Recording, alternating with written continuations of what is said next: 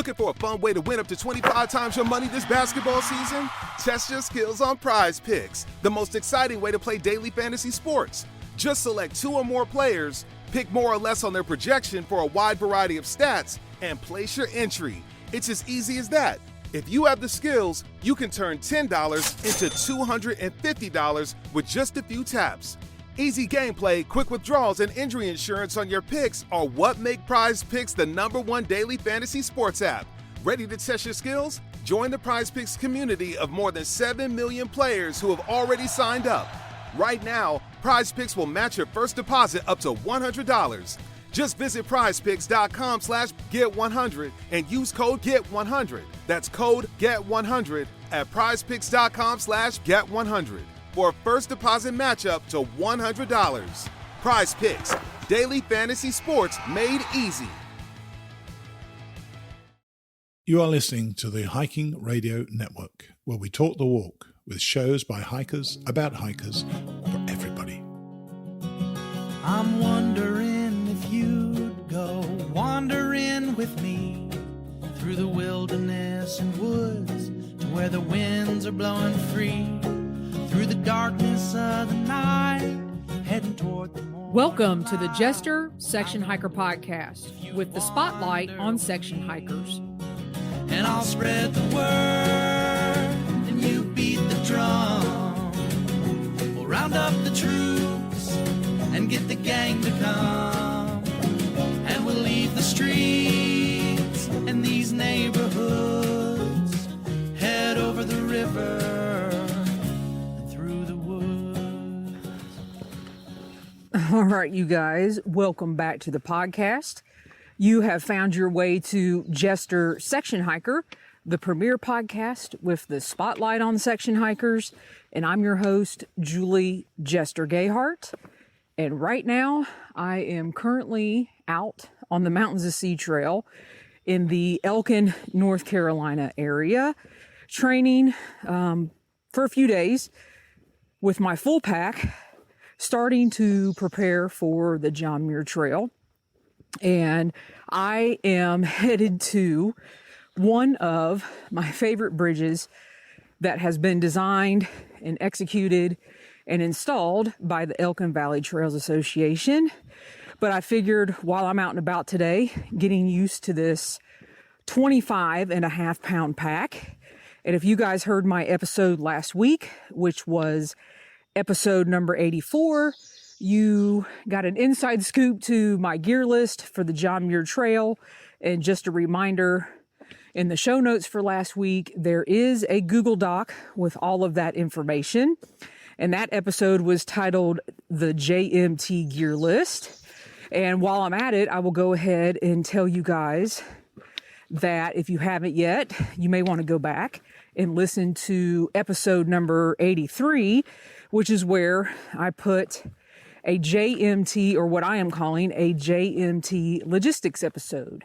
And that one consisted of getting permits, different websites you can utilize, a couple YouTube channels, and just some overall general information that was very valuable and vital to me in preparing for our JMT hike coming up here in a couple weeks.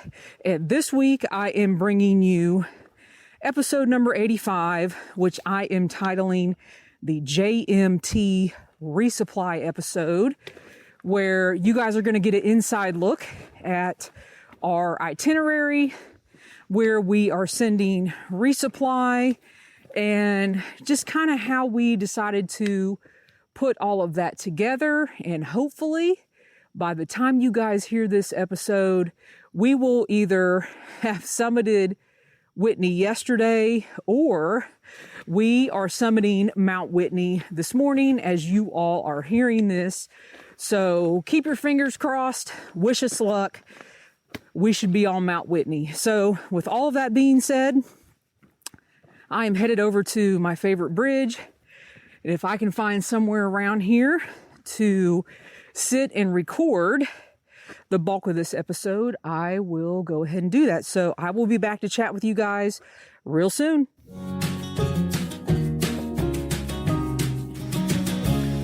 All right, right, you guys, I am back. I found an awesome little spot to take a break on a little side trail. I saw on a tree it said picnic table. So I hooked it right, came up to the picnic table, took my pack off, and I've got a little bit of a waterfall down here to my left. Not sure if you guys can hear that.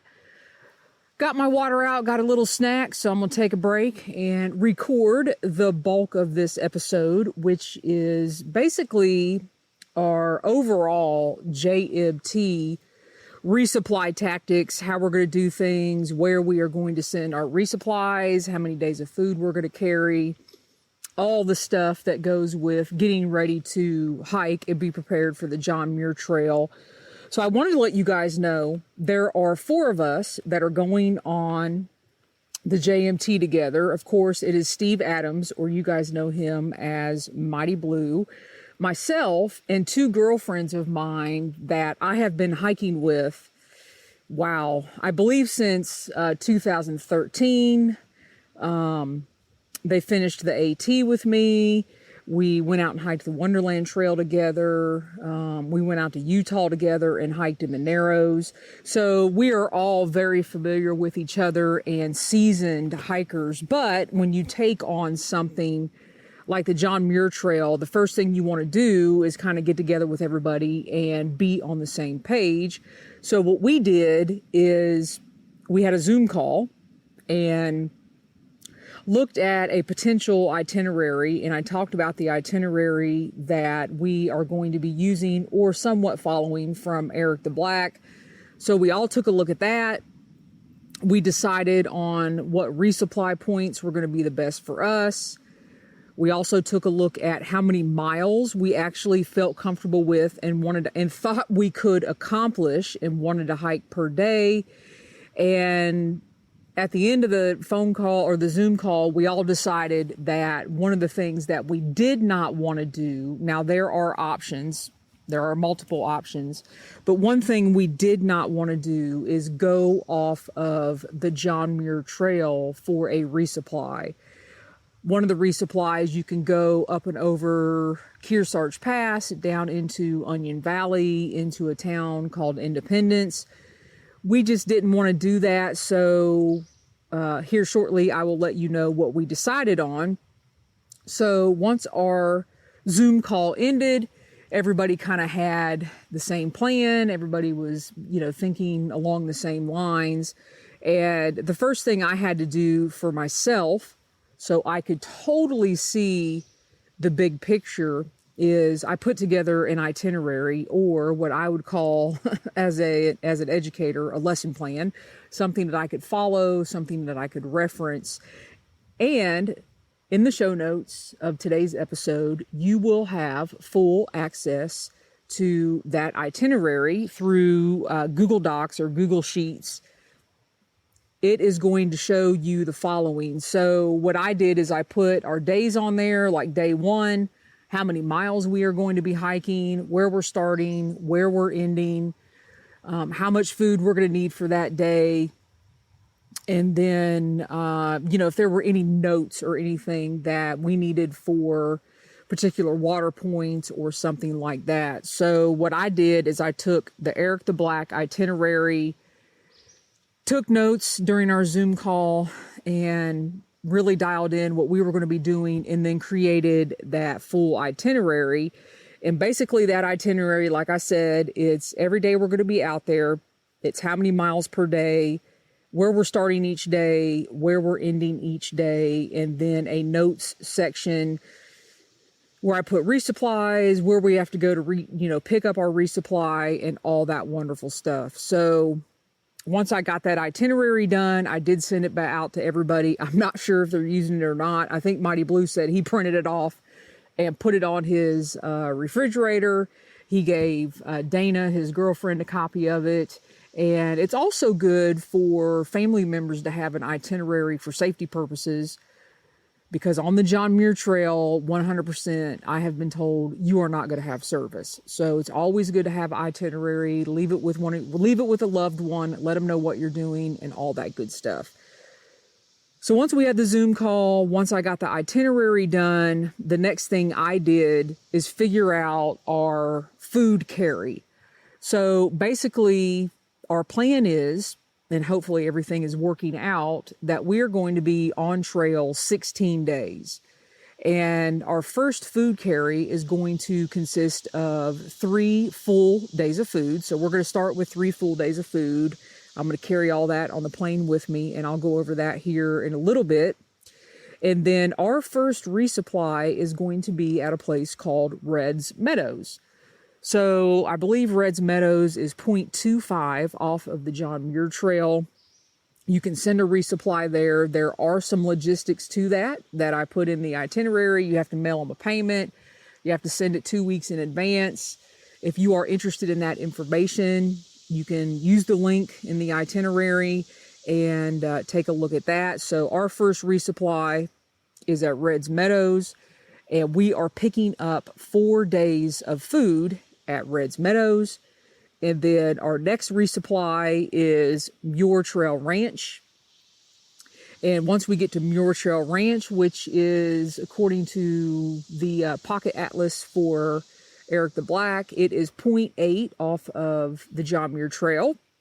We will get down to Muir Trail Ranch and pick up a resupply for 6 days worth of food. So that will be our longest carry, but that is 7 days into the John Muir Trail. So hopefully we'll, start the beginning of getting our legs and feeling good with our packs and have stuff dialed in.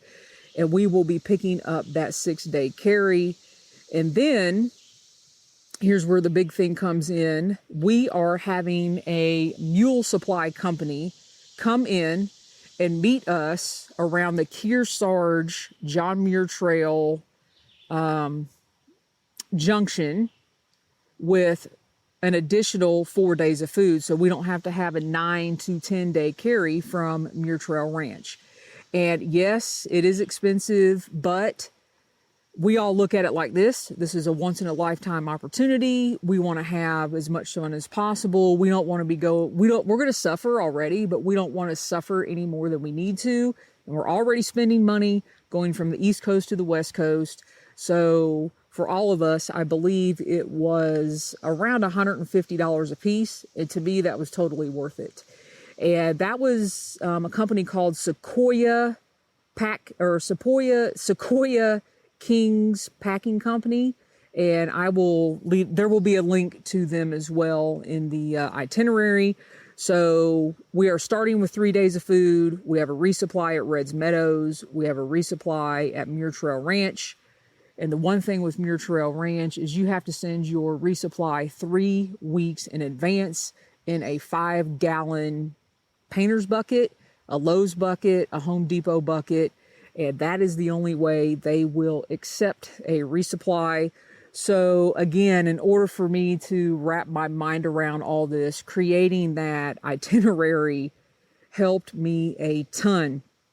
And I'll tell you what, getting all that food together and trying to figure out what you're going to eat for the next 3 weeks, that's my least favorite thing to do.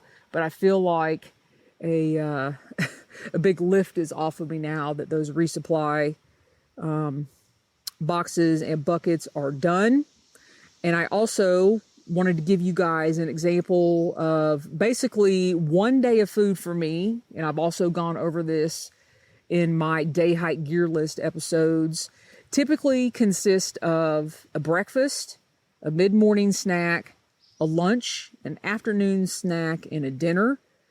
And here's some examples of, now I packed all different kinds of varieties of things, but this could be a typical day. So for breakfast, I have like a Nature's Bakery fig bar, which I love their fig bars. There's 2 fig bars that come in a pack. You can get them in blueberry, apple, raspberry. Have to have coffee every morning on the trail. That's one of my, well, not one of, the absolute favorite thing for me to do in the morning is get up, have hot coffee, eat breakfast. And for this trip, I found some individual packets of, they're called Biscoff biscuits. They're like little cookies, and I love those things. So that is an example of breakfast. So snacks out on the trail could be Snickers bars, pepperoni sticks, goo packets, various types of Lance crackers, peanut butter crackers, cookie crackers.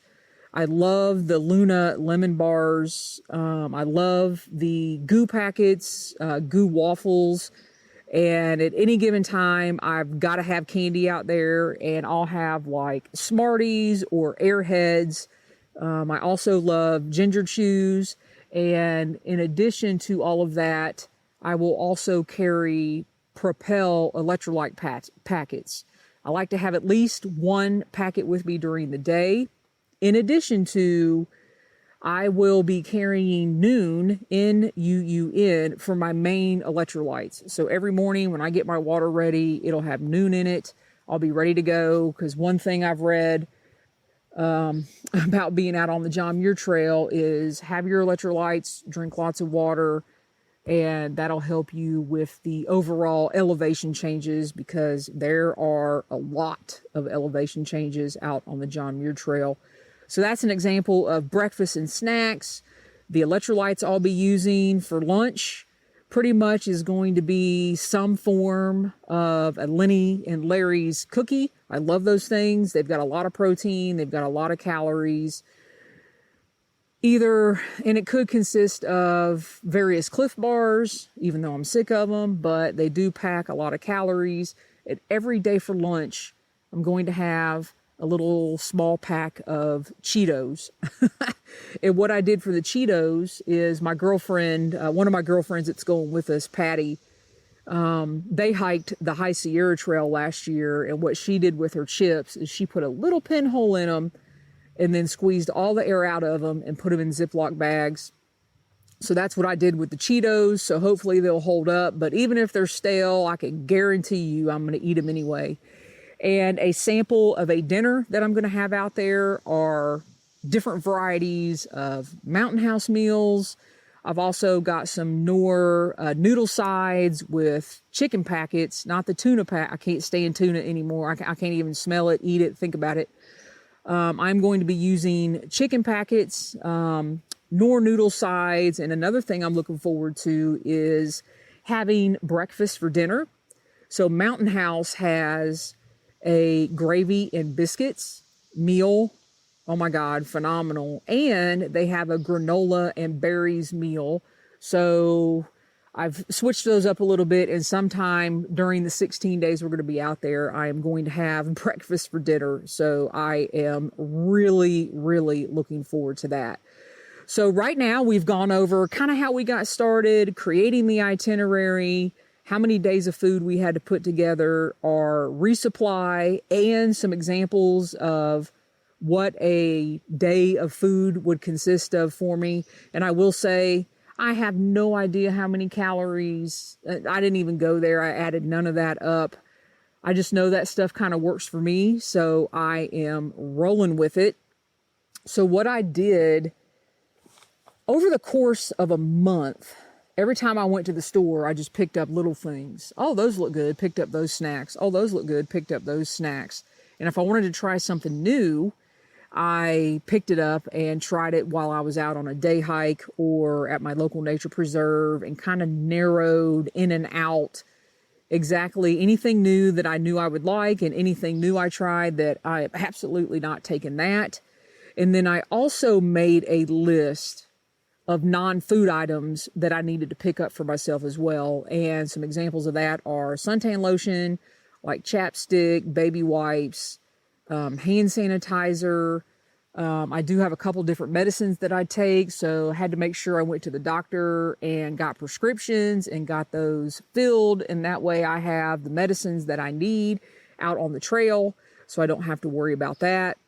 So it took about a month to kind of collect all that stuff, and you guys will see a picture of it in the show notes. And I literally laid it all out on the dining room table, organized everything, and then went to town. So all the Mountain House meals I repackaged into freezer Ziploc bags, quart freezer Ziploc bags, because one of the things you have to do with these bear containers is you got to get all your meals in there, and you got to repackage and stuff everything in.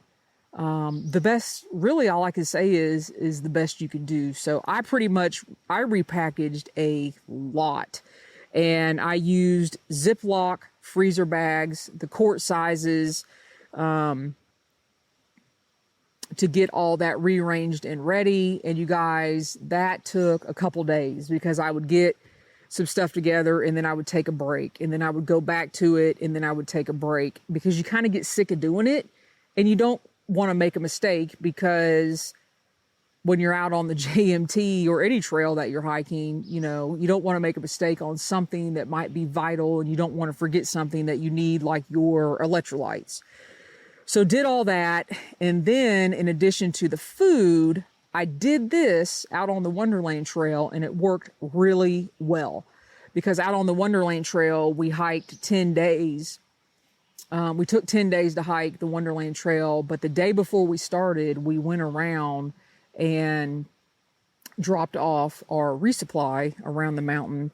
And one thing that really worked for me on that is, in each resupply bucket, I put a new pair of socks, a new pair of underwear, a new bandana, and some more toilet paper. And I always added a little treat that as soon as I opened that resupply box, I could pull out and I could eat, and something that I totally forget about. One of the things I did on the Wonderland Trail is I put little apple pies in the resupply box. I put enough for the three of us, so when we opened that resupply, each one of us were able to immediately eat these little round apple pies. So that was a lot of fun. And we're not going to be taking showers out on the JMT or anything like that. We weren't taking showers out on the Wonderland Trail. So sending myself a new pair of socks, underwear, a bandana, and I just threw away my pairs of stuff that I was wearing. It worked. I buy all new anyway every year for each hiking season. So that really worked out for me. So with all that being said, the last thing I had to do besides out, getting used to this pack on training hikes is figure out, because all of us are flying from the East Coast to the West Coast, what we could take with us on the plane and what we had to check. And this is what I came up with. And it's pretty much the same thing we had to do a couple years ago for the Wonderland Trail. You have to check the following items: your hiking poles, your tent stakes, your tent poles, any knife you might be carrying. For me, that's a Swiss Army knife. You cannot carry any type of fuel on the plane. So that is the one thing we will be purchasing when we get to California, is fuel for our stoves. And what I'm going to do, since I love my water bottles that I find at my local gas station, I'm going to empty those out, and I'm going to put them with my tent stakes and hiking poles and everything else, because I want those bottles. I love the sports caps that come with the bottles, so I am going to do that as well. Let's see, Bic lighters. For those of you that have stoves, you have to light. This is according to the TSA. You can carry those in your baggage that you take on the plane with you. So I will have 2 of those. They're the mini Bic lighters, one for my stove and then one as a backup. So that is everything I can think of, guys. Like I said, just wanted to put this out there for you and kind of let you guys know how we organized ourselves, how we got ourselves ready to go, and all the logistics that go with hiking the John Muir Trail. I really, really hope you guys have enjoyed these past 3 episodes. And with all of this being said, I am hoping, fingers crossed, as I sit here at this picnic table looking out over this little waterfall, that next week you guys will be hearing the first episode from all of us hiking out on the John Muir Trail. And I plan on doing podcast episodes like I have recorded before out on the trail, let you guys know kind of how things went for the day, if we meet anybody. Who knows? I have no expectations, but next week, if all goes well, will be episode number 1 from being out on the John Muir Trail. So really looking forward to that. As all of you guys know by now, my hike on the JMT is officially dedicated to Kris Sherpa Fowler, and I am asking for donations for the Fowler-O'Sullivan Foundation for the duration of this series of JMT episodes. I am hoping we can raise more funds to help the foundation assist families of missing hikers, provide hiker education, and foundation initiatives. You can find the link to the foundation in the show notes for more information. Another thing, you can always go to the hikingradionetwork.com and click on the Jester Section Hiker Show to find all of today's show notes, pictures, and links mentioned in this episode. You guys, in today's show notes, I will make sure, again, that I put my JMT gear list and I put our itinerary so you guys can have access to that. If you find any value in what we do here at the network, please consider leaving us a donation or writing us a 5-star review on Apple Podcasts. As always, everybody, thanks for listening. Be safe out there. Happy section hiking, and I'll be back next Saturday.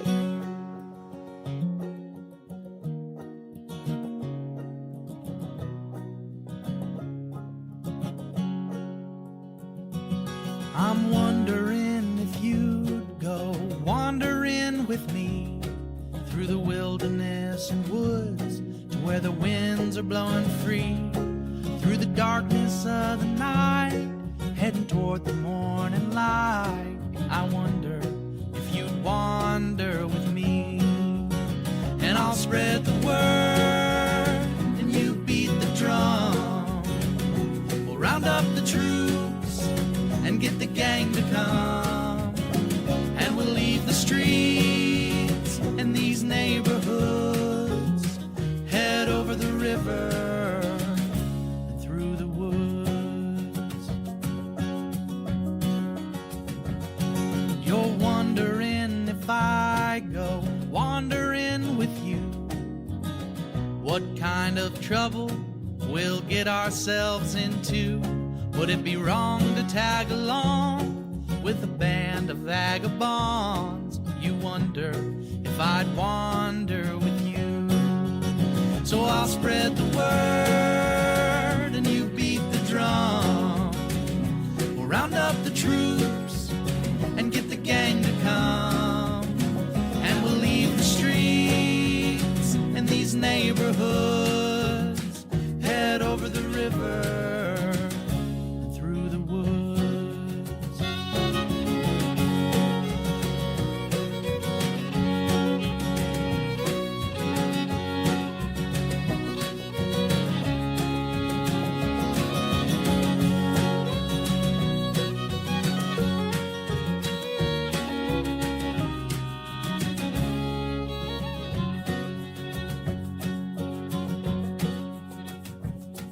I'm wondering if you'd come wandering my way, if you ever get lost or if the trail leads you astray.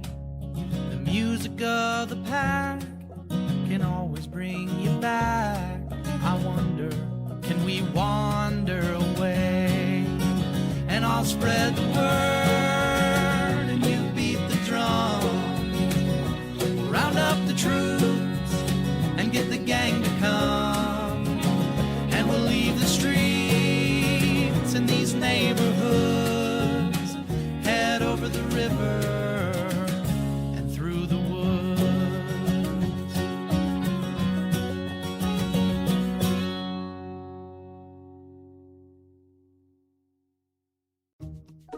Wells Fargo presents one of the surest ways to grow your money, a Wells Fargo CD account, where you can earn a 5.00% annual percentage yield on an 11-month term with a minimum opening deposit of $5,000. Visit a Wells Fargo branch or wellsfargo.com/CD rates to open a CD account and start growing your savings with us.